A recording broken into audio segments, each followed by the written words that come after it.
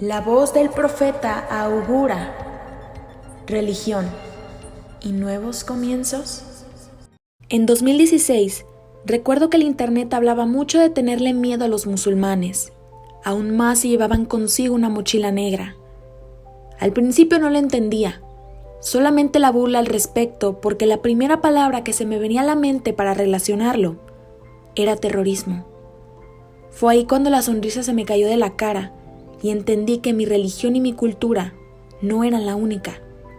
Existía un Dios para mí, como existía uno para los testigos de Jehová, como otro para las mujeres del hiyab. Pero para mí siempre había existido una división. Referirnos con enfado al que te toca la puerta para hablar de su palabra y creer que las acciones de los del otro lado del mundo eran extremas, diferentes. Hoy en día, el catolicismo con el que se persigna, casi en su totalidad, mi pequeño pueblo al oeste de México, sigue llamando exclusivamente a los católicos a festejar sus tradiciones, mientras que mi amiga cristiana de al lado no las entiende ni es parte, y me hace pensar en los impactos a gran escala. Nunca había considerado que muchas de las mentes estrechas más fanatizadas por la religión serían invitadas a dejarla por el líder de una. Este fue el mensaje que dio el Papa Francisco en el foro al que fue invitado por el mismísimo rey de Bahrein, donde se convirtió en el primer pontífice en ir. Pero eso no es lo importante, sino de lo que se habló.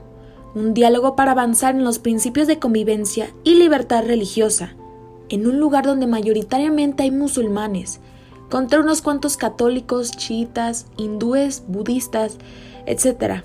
Y digo contra, ya que últimamente se desataron ataques contra quien sea que no profesara el Islam, motivo suficiente para que activistas se manifestaran contra las imposiciones de una constitución que viola los derechos humanos. Mis ojos occidentales dicen que llamaron al Papa para que les diera una regañiza, y como buen manejador de la palabra, señaló con discreción el derecho a la vida, incluyendo a los que son castigados, pues no deben ser eliminados. Esto como alusión a la pena de muerte en este país por cuestiones ideológicas, un razonamiento que solamente apoya la máscara del rey, pues la verdadera cara de él quebranta los derechos de sus ciudadanos. Si Bahrein es un país que permite la libertad religiosa y diversa, como bien dice, que aviente la piedra y no esconda la mano. La hipocresía de los que tienen el poder es el cuento de siempre. En una zona donde los extremos son muy apetitosos, es difícil ejercer presión para hacer un cambio, pues lo que sea que difiera del sistema dominante va a representar una amenaza, una que tiene su núcleo en las cuestiones ideológicas, el razonamiento más difícil de penetrar, porque construimos nuestra realidad a partir de lo que creemos, y si en México todavía le batallan las minorías, ¿qué será de un pueblo que se ha regido igual sin libertad de expresión toda su vida? Una tarea ardua, que una opinión de un líder del otro lado del mundo invitó a construir bajo las palabras de caminar juntos como personas de fe. Esto no borra las diferencias, pero dibuja un camino para trabajar de la mano. ¿Es esto lo que necesitamos?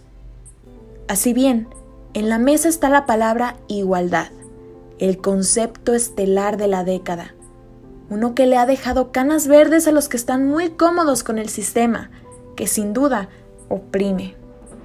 Por este acontecimiento, creo que nos pondremos los zapatos del otro, y yo aprecio que aunque sea por 4 días se haya cerrado la brecha. Un diálogo interreligioso podría ser la llave al siglo de las luces 2.0. De esta manera, me robo lo que dijo la máxima figura católica en una sala llena de musulmanes conservadores: que los derechos humanos fundamentales no sean vulnerados, sino promocionados.